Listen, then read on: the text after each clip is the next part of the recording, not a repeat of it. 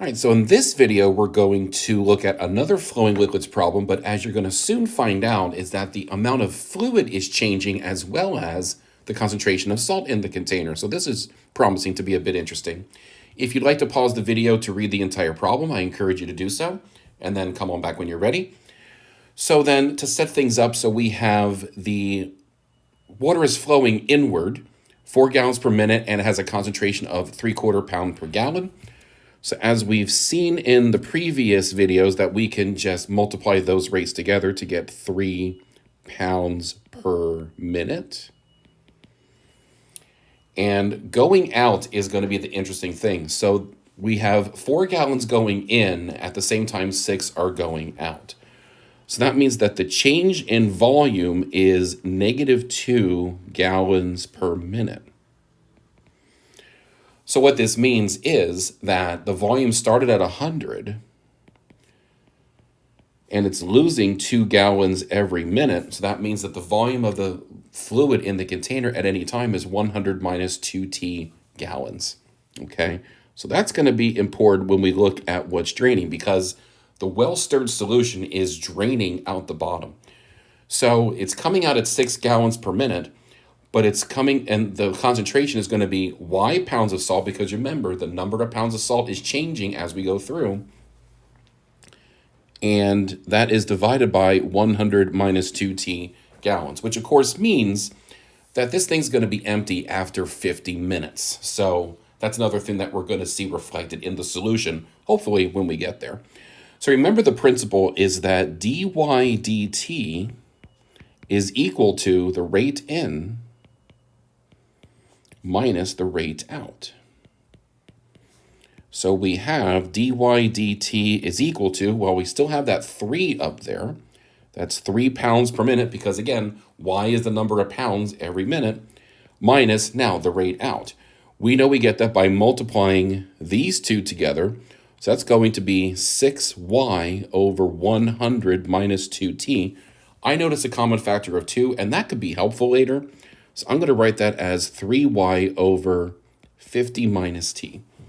So I'm going to say 3 over 50 minus t y. And the initial condition, y at 0, is 25. That's what we were told at the beginning, that at the start, there's 100 gallons of 0.25 concentration, which means 25 pounds of salt. So how do we solve this? This one, we're going to absolutely use the first order linear idea. This one turns out to not be separable. So we kind of have to use the first order linear, which is fine because we like that method enough.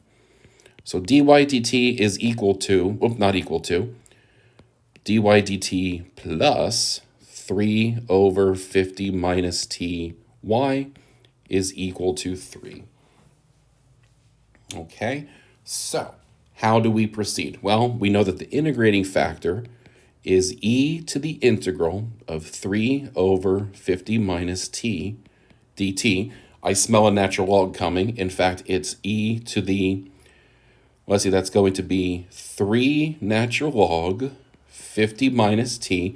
And we're assuming that t is less than 50, so we can assume that we don't need the absolute value there. But then remember, we have to also divide by the coefficient of t, which is going to make that a -3. And remember that that's e to the natural log of 50 minus t to the -3, which means 50 minus t to the -3. So there's our integrating factor. So at this point, we know that iy is equal to the integral of iq dt, where q is the function on the right-hand side of the equation. So we have 50 minus t to the -3rd times y is equal to the integral. Q was 3, so that's 3 times 50 minus t to the -3rd dt. To integrate that, we could make a u substitution. I'm just going to wave through the u substitution because we kind of know what's going to happen. It's a linear function inside, so that means we have 3 times something to the -3rd. So we go up 1 power to the -2 and then divide. So that's going to be -3/2 times the thing to the -2. And then divided by a -1. So that's going to change that to a plus plus c. And remember the negative 1 from the coefficient of t being negative 1. So now we're going to multiply both sides by 50 minus t to the third to solve for y. So that means y is equal to 3 halves times 50 minus t plus c. Oh, c times 50 minus t to the third power. So we're almost there. Now we know that y at 0 is 25. So that means 25 is equal to 3 halves of 50 minus 0 plus c times 50 minus 0 to the third. 3 halves times 50 would be 3 times 25, so that's going to be 75. 50 to the third is 125 with 3 zeros, c.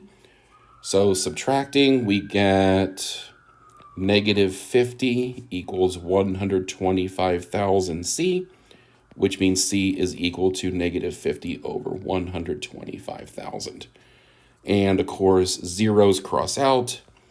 5 goes into 125 25 times. This is negative 1 over 2,500.